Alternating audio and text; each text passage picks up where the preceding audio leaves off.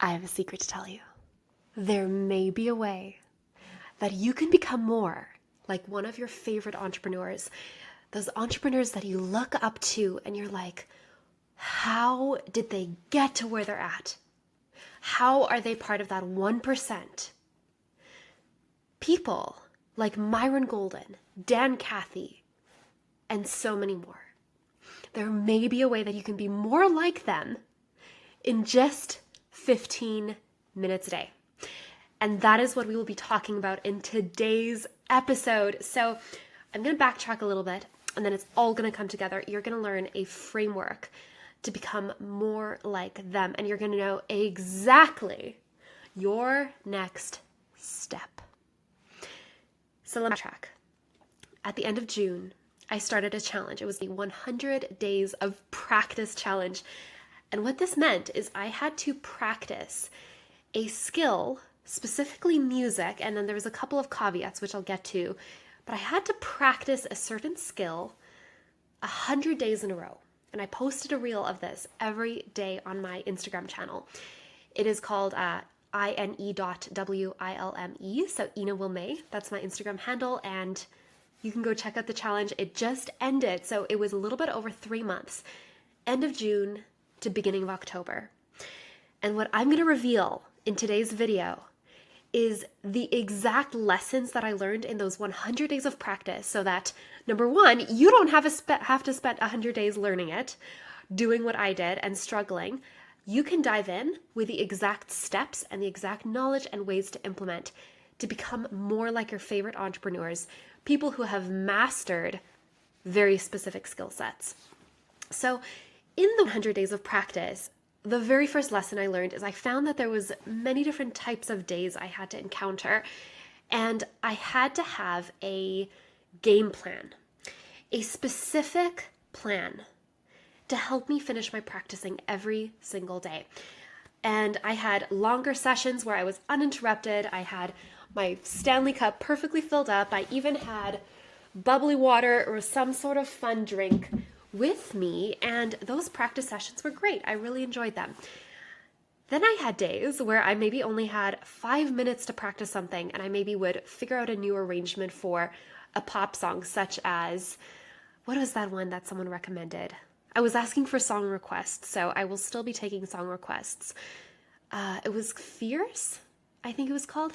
Anyways, there were certain days when I would have shorter practice sessions, and then I had days when I didn't even have a cello with me, and I had to figure out a way to keep practicing. So those days, some days I'd play piano with my family, other days I would sing worship songs with them in the evening, and I even went on a sales training / conference near the end of the challenge, and I still had to find a way to keep practicing. So you can watch the details of that on the Instagram channel. However, what I realized is I had to have a why. I had to know the purpose of practicing. Otherwise, I would not get out of bed to complete certain days. There really were some days when I would jump up in bed and tell my husband, I didn't practice today. And then I turn on the light, quickly do something that would help me develop my skills, and then I would go to bed. Did not let even one day go by. And the thing that I learned is that the purpose of practice is to master something. Otherwise, where are you going with it? And I know that if you're listening to this podcast, this YouTube channel, that you want to save time. You want every single thing that you do actually to bring you forward to your 10x goals. And what I realized is that this purpose of practicing is what helps us master something. We want to master skills so that we can execute them effortlessly and without conscious effort. So here's the thing. Once you've mastered a skill, people will look at you and think that you just have an enormous amount of talent. I was researching this whole idea of people who suppose or assume that people are just born musical, or they're born artistic, or they're born athletic. And yes, there may be a 1% genes or genetic material in their brains that helps them be a little bit faster at learning a certain skill. But what I learned in this one article, it's by Jeff Goins, it's called The Truth About Natural Born Talent. He says, the science of skill acquisition has been the focus of a number of recent studies and books, obviously something people are interested in. And as it turns out, we are born with very few, if any, natural talents and skills. Excellence is born not out of any particular innate ability, but of practice. In other words, you can become good at whatever you want. And when you have this supposed innate talent, or at least people think you do, you'll be able to do anything while you are doing that particular skill. People who are masters of what they do, they can do it without thinking. And what you're seeing me do right now is I'm improvising while I'm teaching. And yes, my words are becoming more rhythmical. I'm still helping you reach a break point, a breakthrough point through the demonstration. This is where I want you to have a lot of hope, because I did not start off being able to play cello and create a YouTube video at the same time. And this reminds me of a student who recently joined Inner Voice Academy. He told me that him and his daughter attended a Hans Zimmer concert a couple of nights ago, and they were in awe of all the brilliance, and in his words, all of the talent. So Hans Zimmer, he asked one of the violinists, how did she learn to play so beautifully? There was this interview afterwards, and her response was, it cost me 30 years. Now, this student, he told me that he was struck when she said this and was like, okay, I've looked for cello coaches long enough.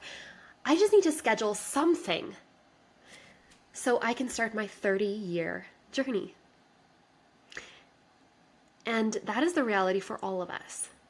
If we have a skill that we want to master, we need to stop giving lip service to these desiring outcomes, these outcomes that we want, and we need to start paying the price, doing the work. But there's actually a way that you can have this mastery over these skills you want so much faster.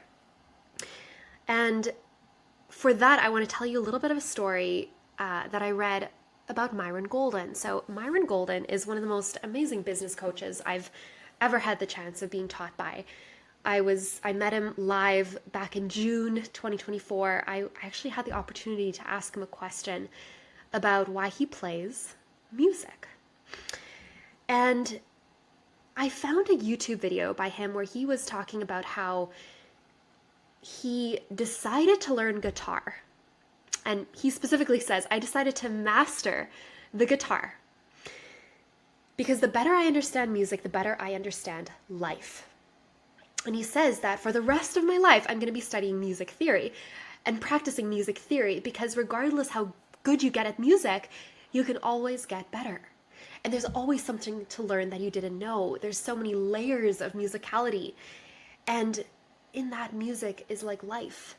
He says, if I don't master the guitar, then I have decided that my excuses have already mastered me. And that so many people allow their excuses to master them. They will never become one of the best if they allow their excuses to master them. And instead, there might be a way that you can master music. Now, you might be thinking right now, why should I master music? I have so many other skills I want to master. And I understand, like, your time is valuable. You have so many things you want to do with your life, so many goals and dreams, and I admire this. I think that if you weren't thinking about all the dreams, you wouldn't care. So this just shows how much you care. And what I want to encourage you is that there's actually a way that you can remember what you learn. I forget the actual percentage. Let me quickly look this up. wrote it down somewhere here. Okay, so backtrack a little bit here. We forget about half of what we learn immediately after hearing it. So the words you're hearing me say right now, you're forgetting about half of them. So I'm going to repeat that so you can remember. We forget about half of what we learn immediately after hearing it. We recall only 35% after 8 hours, and we recall only 20% after 1 day.